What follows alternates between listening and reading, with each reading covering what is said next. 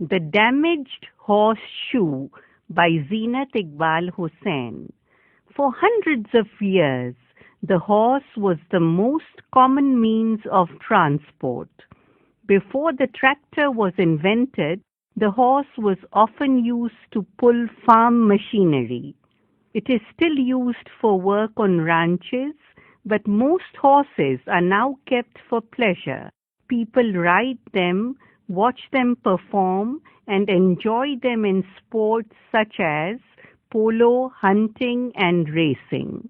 The following is the story of a racehorse and the people to whom he belonged. It was the day of the Derby.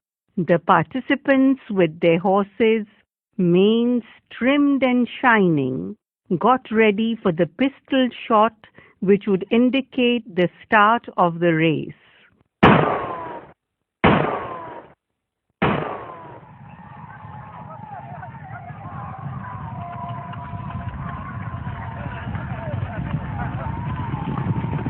It was an event which people really looked forward to.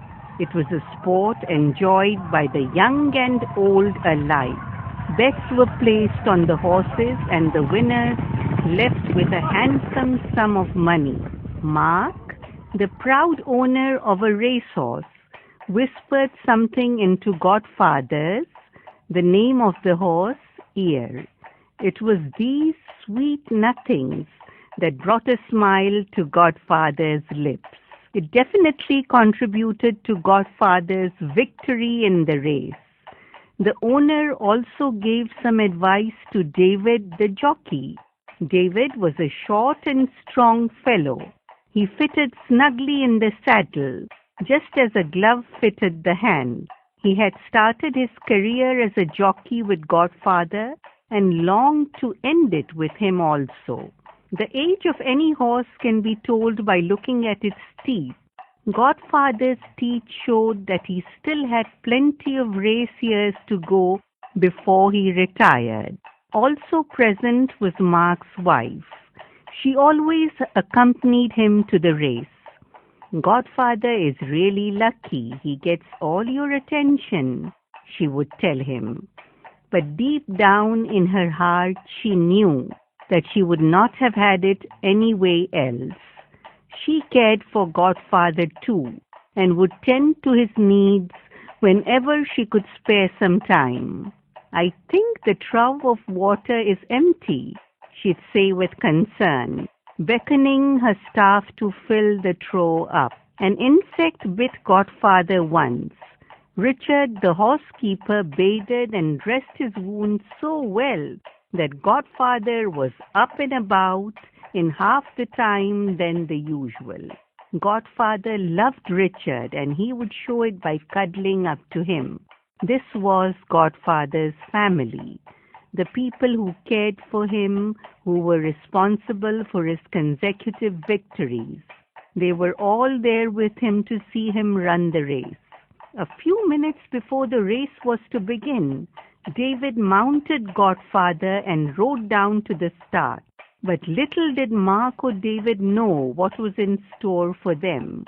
Another horse owner, who was Mark's enemy, just could not bear Godfather winning all the time. And to make sure that Mark's horse would not win this time, he thought of a plan. He suggested to the trainer of his horse that they must visit Godfather's blacksmith. It won't take us very long, he sneered. The trainer, who was a little confused, asked, "What wouldn't take us long?" To this the vicious man replied, "You'd see." The deceitful man, when the time was just right, as he knew the time Godfather came to the blacksmith as well as the time when the blacksmith left his seat, damaged Godfather's shoe. The nail ends that showed through the horse's hoof were wrung off and turned back. He straightened them just a little in the hope that the shoe would come off during the race. He damaged the shoe so deftly that Godfather did not feel it immediately. Finally, the starters signaled the start of the race. Godfather took the lead, so erect, so graceful. His poise was proof of the fact that he would be very hard to defeat. There he went like a bolt of lightning. He moved so fast that just when you thought you had focused on him, he moved ahead. He had almost reached the finishing line when the nail of the shoe straightened and got loose, unbalancing Godfather, who stumbled and stopped in his track before any further damage could take place. A race official came to guide them off the track. Godfather, Mark, Richard, Mark's wife, David were all shocked. They failed to understand what had happened. Some time after they had recovered from the shock of the damaged horseshoe, Mark and the trainer accompanied Godfather to the blacksmith's. They were there to have Godfather's old shoes removed. Also present was the man who had damaged Godfather's shoe. He was there with his horse. As though instinctively, Godfather trotted towards this man and lifted the foot with the damaged horseshoe and started nodding. This scared the evil man, and before the horse could burst into a fit of anger, he confessed. I was responsible, he stuttered, and went down on his knees to apologize. Mark, who was a soft man, accepted his apology. Thus ended the story of the evil man and his horse, and Godfather awaited his next victory yet again.